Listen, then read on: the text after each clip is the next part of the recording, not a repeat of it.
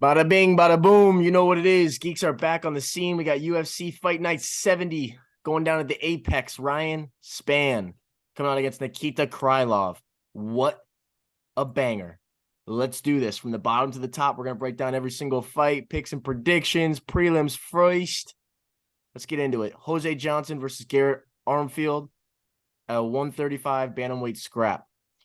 I'm leaning Jose Johnson just because Garrett Armfield, first time UFC, going to be fighting at bantamweight. Not the biggest dude, but obviously he'll look a little bit bigger than he did in the past. Jose Johnson, though, I mean, weird schedule. Guy's been booked in the UFC. He hasn't fought since his Contender Series fight. He looked pretty good in the fight. His record doesn't do him too much justice, but I do think Jose Johnson's going to have a big reach advantage. I think he's going to have a big size advantage. I think that he's going to pose to be a little bit too much for Garrett Armfield. So I do like Jose Johnson in this spot. But, you know, Garrett Armfield, I'm worried about his stamina. I know that Jose Johnson was falling off a little bit in his Contender Series fight, and Armfield, you know, definitely has gas. So that's my only concern, but I'm riding Johnson. Dano, what's your take on this? I'm riding Jose Johnson as well. I liked him in the Contender Series. Nothing spectacular, but I did like him, and I just think that as a debut, he's got something to prove. So I'm just gonna put my faith in Jose Johnson. Facts. Goosey, what do you got? Right there with you guys. Jose Johnson, very experienced, ton of amateur fights, 13-7 record, doesn't look great, but he's losing to pretty high level competition. Garrett Armfield has also only lost to pretty elite fighters, but he hasn't had as many wins over enough good fighters for me to feel confident in him. Jose Johnson, like I said, ton of experience. He can mix it up on the feet and on the ground. And he's shown a good gas tank. You know, Garrett Armfield, dog, but he might find himself in a few sticky situations. I'm gonna pick Jose Johnson in this one. I'm right with you guys on Jose. He's 6 inches taller, and Garrett's dropping down. So give me that, But yeah, that's all I got to say for that one. Yeah, one more thing before we jump to the next one, I'll say about Garrett Armfield that sticks out to me is that he did fight Onama. You know, he fought him earlier in his career. I'm not sure if it was amateur or what it was, but he fought him, he lost. And then, you know, they tried to give him that redemption fight. He fought him again in the UFC, and it didn't pan out. So, I mean, his progression, you know, where he's at, to me, it's not moving fast enough. I think a guy like Jose Johnson's going to have a couple new tools to flash. So, let's move on to the next one. We have got another decent scrap here. Haley Cohen, 7-2, coming out against Eileen Perez, 7-2. This fight's going down at bantamweight. Eileen Perez, known to be dancing around on her Instagram, likes to show it off. She's a big gal. She's gonna be a lot for Haley Cohen, who's in my eyes doesn't have anything in particular that like sticks off the sheet. I think she's a very like well-rounded fighter. So I think this is just a coin toss of a fight because I could see Perez, you know, getting a lot of top control, really dictating a lot of the pace. And then I could see Haley Cohen kind of getting off on the feet a little bit, maybe being a little bit more active with more gas as the fight goes on. So I'm kind of staying out of this one. If I had to lean, I'd probably lean Haley, but Eileen, I mean, she's a big gal. She could sit on top. That's all I gotta say. Fish, what's your take?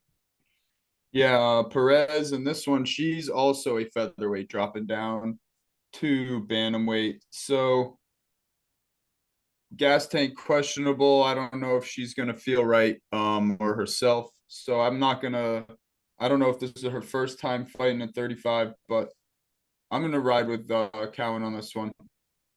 Dan, what do you got? Same as you guys, same reasons as you guys. I'm riding with Cowan. Dan, we're sweeping. Goosey, do something. I'm looking at it here. Neither of them have beaten like that good of opponents. Haley Cowan's Contender Series victory was probably the highest level win on the board. Line's pretty close. Flip the coin. You guys are 3-1. I'm gonna go the other side just to show this isn't a sweep fight. There it's kind of a toss up. I'm gonna go Alan Perez on this one. Fair play. Moving into the next boot, we have got a lightweight scrap. We got Narulo Aliyev, 8-0. This is a Russian prospect coming out. He's fighting the seasoned vet in Rafael Alves. He's 20-11. Like I said, this is going down at lightweight. I love Alves in this fight. I love him in this fight. I know that he's on to some serious scheming. He's had a crazy camp. He's over there at Main Street Boxing in Houston with Bob Perez. He is getting good work. His hands look crispy. And if anybody's got a guillotine Ferda, it's this guy. I'm taking Alves inside the distance. I could see him snatching up a gilly so easily on Aliyev, who's going to be shooting.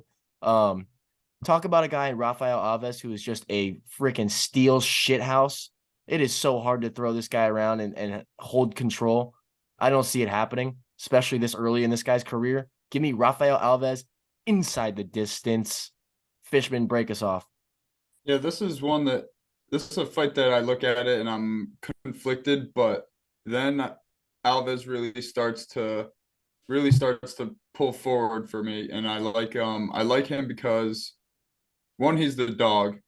Two, his hands, he's got pop in those hands, and with Narulo Aliyev, I think he's just obviously he's not going to be trying to just stand there and bang with Rafael. So I think he's gonna need to just pressure him, put him against the cage, and just hold him there. But this guy's he's a brick. He's a brick. He can't really just hold him there. He's gonna be shaken off. But that shot he hit Dober with that probably would have put anyone out. But something I don't like about Alves, he's 10 years younger, so a little sketchy. He gets hit a little bit too much, but I'm going to take him for the dog. Value play. Goosey, what do you got? I'm going to take the danger factor in this one. Alves, you're not safe on the ground. You're not safe on the feet.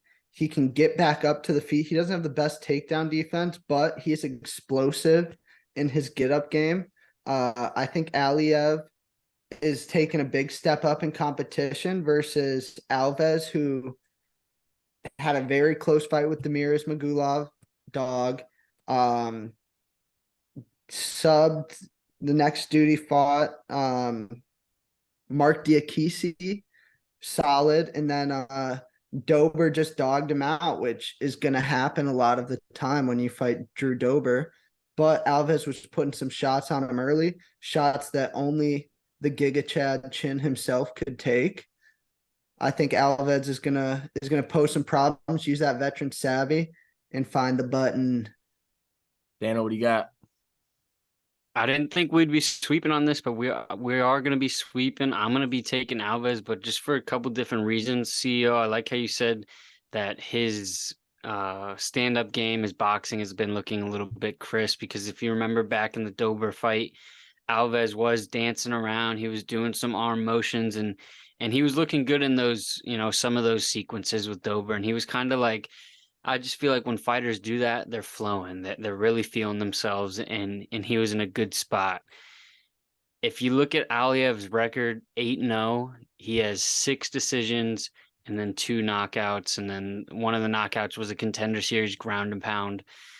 And I just think that if he can't take down Alves, he's durable on the ground, he can get back up, he can even stuff a couple takedowns. If Alves starts flowing, and if what you were saying, CEO, he's looking crisp, he's looking better. If he gets in that state, I think Aliev's in a big trouble. So I do not mind taking the dog here in Alves. That's right. All right, moving to the next one. Another lightweight scrap. 2 decent prospects. One really decent prospect in Joe Selecki, 12-3, up there, Northeastern boy. He's going to be fighting Carl Deaton III, 17-5. Super short replacement here in Carl Deaton. He's seasoned. He's definitely fought a lot of good guys. just not really too much to show for it. He had a little flash on the PFL. To be frank, to be very open and out there on what this is. Carl Deaton was brought in just to fight Joe Solecki. They wanted to keep Solecki on this card. They couldn't find anybody. This is literally almost a week's notice. Joe Solecki's gonna have really no excuses in this fight. I mean, there's no reason why he doesn't win this.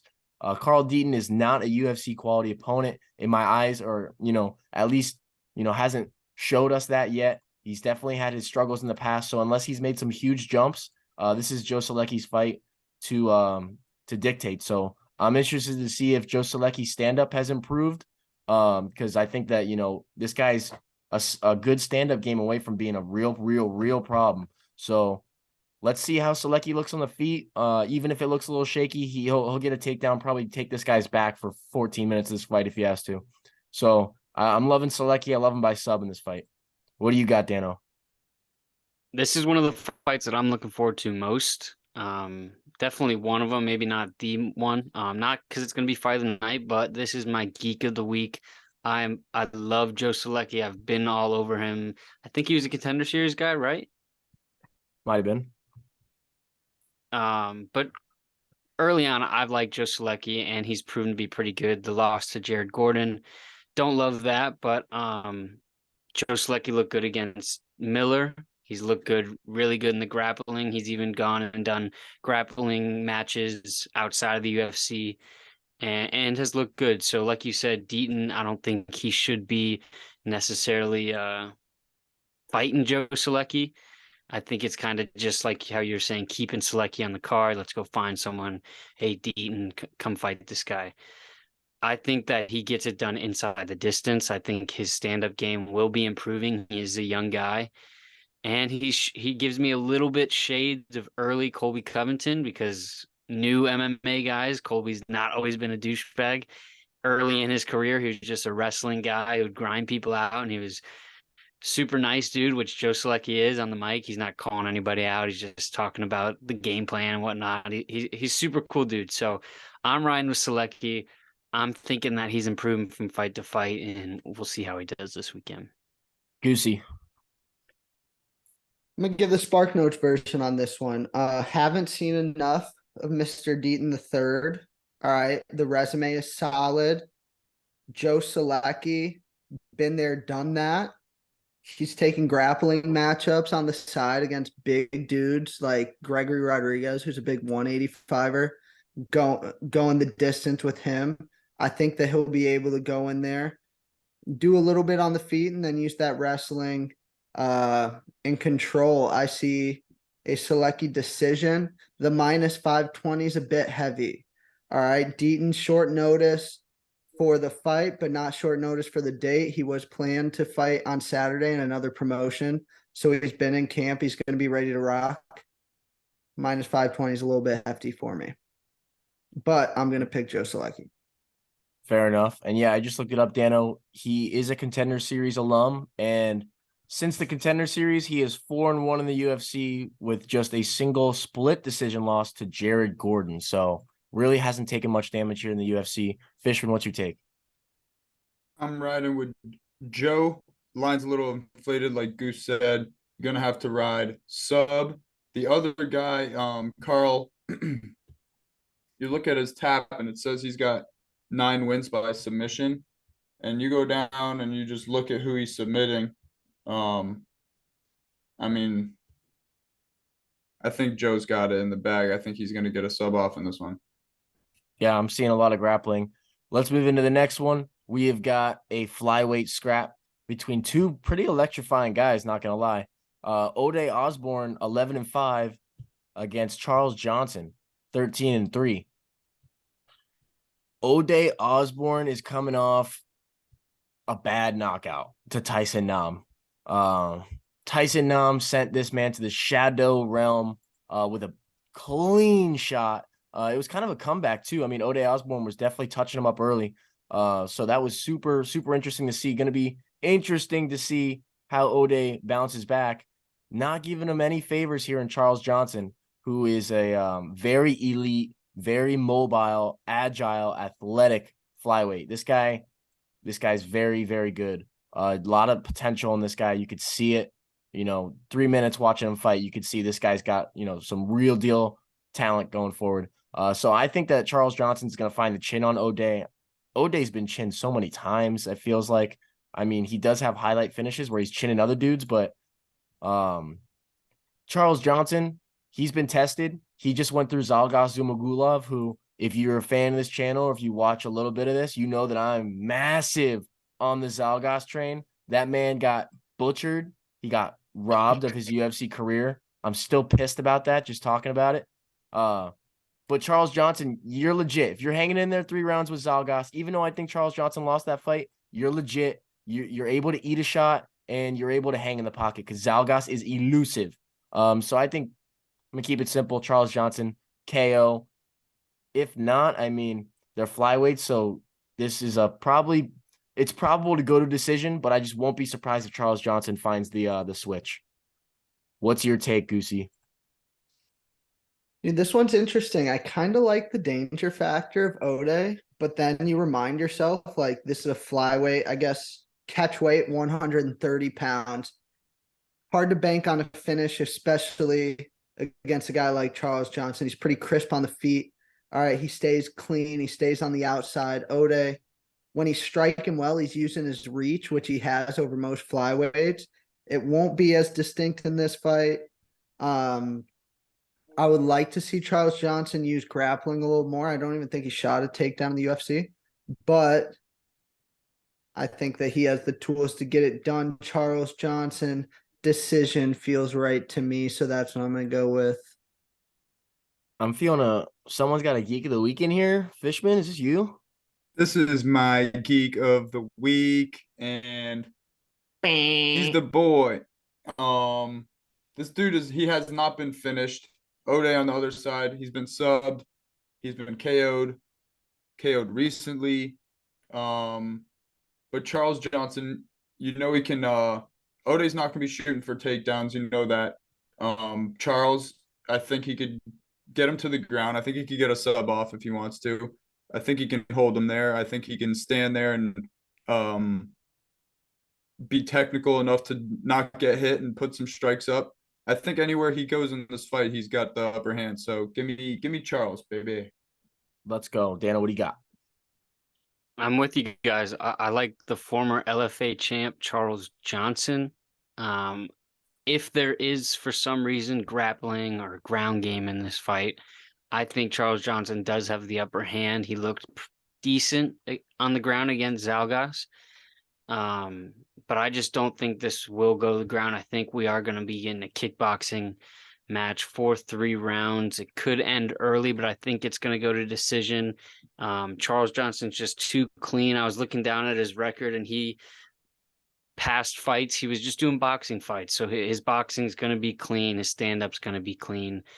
And I just don't know what O'Day's got anymore.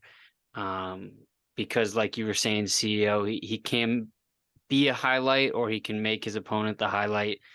Whereas Charles Johnson's a little more, consistent, and we know what we're going to get from him. In the Zalgas fight, I believe Zalgas hit that perennial nerve kind of. Remember, he was like stomping it out. So there is a bit of a dog in him. He's definitely, trying to prove a point after that. He got thrown into Muhammad Makayev, kind of just got taken down and rode out for a decision. And I don't know, maybe he got finished, but he's definitely trying to prove a name for himself. And O'Day Osborne, pretty decent name in the flyweight division. So this is definitely a big fight for the both of them. But I will be riding with Charles. Let's go. All right. We're moving into the next one. Another lightweight scrap. We've got Jordan Levitt, the Monkey King, 10-2, coming out against Victor Martinez, 13-4. This is interesting.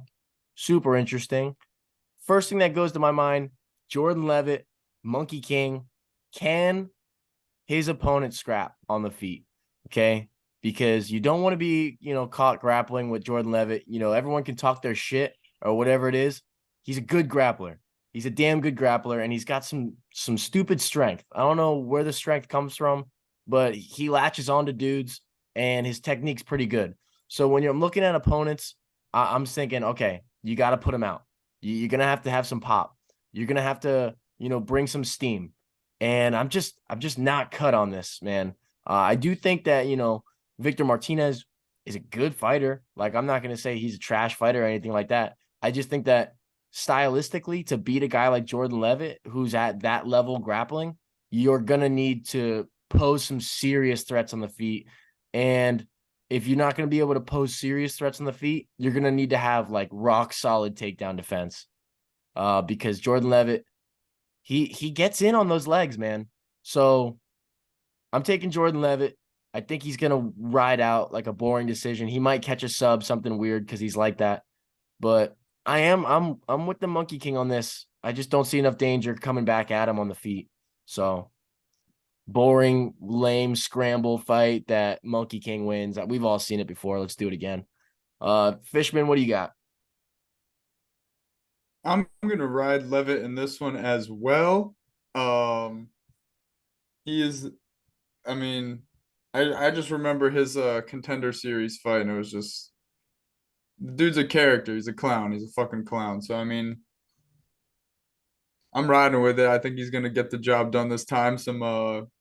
He took a brutal L this past summer in London, so I think some good karma's coming his way. He's gonna submit this dude. Give me a sub.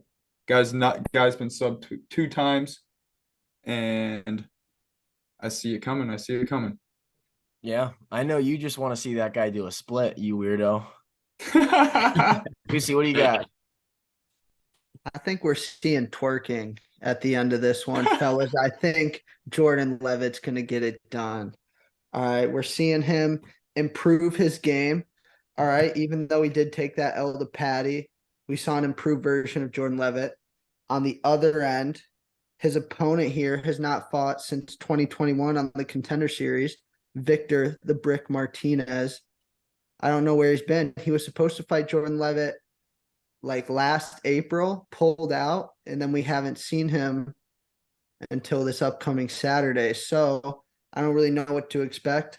I expect Jordan Levitt to have a little fire lit inside of him. He's been hitting the gym, working hard, and I think he comes out and gets it done. Submission victory. Submission victory. What do you got, Dano?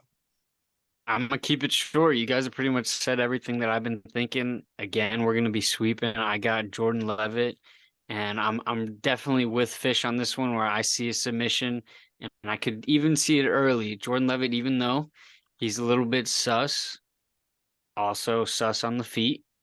I think that if this fight stays on the feet, he's one of those guys that will strike to get into a clinch, to get to a trip, and then we're in Jordan Levitt's world. We're on the ground. He's also a chain grappler, trying to get chain takedowns, or he'll just go from one takedown and fail, sliding on his knees to get another one, sliding on his knees to get another one. Next thing you know, he's on his back, Jordan's on top of you, and there's a threat there. So I think Jordan Levitt's submission, I could definitely see round 1 or 2. Hell yeah. This fight was supposed to happen a while ago, but it got canceled. So I'm glad to see that they finally lined it back up. One name that sticks out on Victor Martinez's record is Eric Gonzalez, who's also fighting on this card. We'll get to him in a little bit. And he lost to Eric Gonzalez, which is gonna definitely help our argument here going forward. Give me a little heads up on what I'm gonna say there. Let's get into this next one. We have got the prelim headliner between Gabriela Fernandez, 8-1 Brazilian, making her UFC debut, coming out against the stallion Jasmine Jasudavicius, 7-2 Canadian out of Niagara Top Team, also training at American Top Team. This is going to be a good scrap. I think that Jasmine has had her head down. We talked to her live. She's so geared up for this fight, man. She had a different opponent. She was supposed to fight like Courtney Casey, I think it was, and that fell through. So they found her this opponent, Gabriela Fernandez. She wanted to keep the date. She wanted to fight on the same card. She's here with Mike Malott. Niagara Top Team is in the building. She's ready to go, man. She's been working on her striking. She fought Natalia Silver last time out, and we all saw how that went. But you know what, man? I think she's coming back with some vengeance, and Gabriela Fernandez is just a little bit too raw here. So I'm thinking Jasmine's just going to show hella improvements everywhere and just kind of dictate the pace of this fight. I mean, obviously, Gabriela Fernandez, if you don't know, She has power for a girl. She swings pretty hard. So, just staying out of the way of those big shots is going to be a big key here. But, if she can just, play a smart game plan, pitter patter, learn what she's been learning at ATT over there. Niagara top team has been selling her a whole bunch of stuff. Oh man, she's gonna have a great night. So I'm feeling Jasmine. I'm riding Jasmine. Let's get it. Goosey, what's your pick? Taking the dog in this one, the certified killer, Jasmine Jasudavicius here. All right. I don't think that Fernandez has fought anyone as good as Jasmine. All right. She's looking good. She's got a good resume for sure, Gabriela Fernandez. But has she been in there with a good old North American wrestler? I don't think so. All right. Jasudavicius is going to be walking her down. She'll be able to take some shots early. And I think once she gets it to the ground, we see a little panic. She'll be throwing subs, and then she's going to be getting punched. I see Jasmine Jasudavicius, possibly late finish, but probably decision in this one. Dan, what do you got? I'm with you guys. I'm looking at Fernandez's record right now. Nothing too impressive. Kind of a little bit of padding. She was fighting. She does have a 3-0 girl she fought. There's a 1-0, 10-9. Took her late into the second round, and also a 9-4 was her last fight. So Jasmine, she does have a little experience under her. She is a little bit of a dog. So I'm gonna be riding with Jasmine. Fishman, what do you got? Break down these prelims for us. We're sweeping. I got Jasmine, but Gabriella, I just think we haven't really seen her too much. Jasmine, we've seen her. And what else I got in this one? We got I don't think I just think if she could really just get mixing a takedown in the 2 rounds, she'll get it. And like Goose said, I don't think she's felt that type of pressure yet, Gabriella. But yeah, I think she's got it. Yeah. Mixing them takedowns. And if you're doubting Jasmine off her last fight, go look at what Natalia Silva's been doing. That last fight, the brutal spinning back kick to the face. You guys remember that on Teresa Bleda? Not the worst L. It's aging decently. Yeah, Natalia Silva, definitely legit. And if you want to take anything from that fight too, Jasmine did not stop walking forward in that fight. So she is a certified dog, and we're riders. So those are the prelims. Picks and predictions from the fellas. Stay tuned. Click the next video for the main card. We're going to make that one a quick old wrap. Let's get it, boys. Stay dialed.